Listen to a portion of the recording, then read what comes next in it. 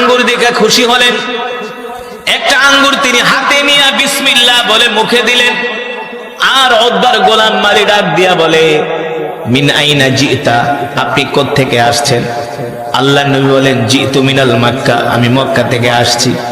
বলে, আপনি মক্কা থেকে আসছেন, আপনি কি বললেন? বলে, আমি বিসমিল্লাহ বলছি। বিসমিল্লাহ বললেন, এমন শব্দ তো আমি আজ পর্যন্ত কোনো মানুষের মুখে শুনি নাই। সুবহানাল্লাহ বলেন।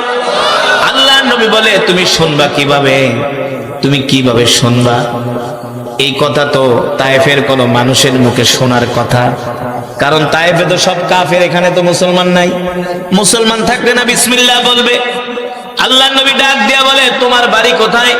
বলে, আমার বাড়ি হলো নিনাওয়া শহরে।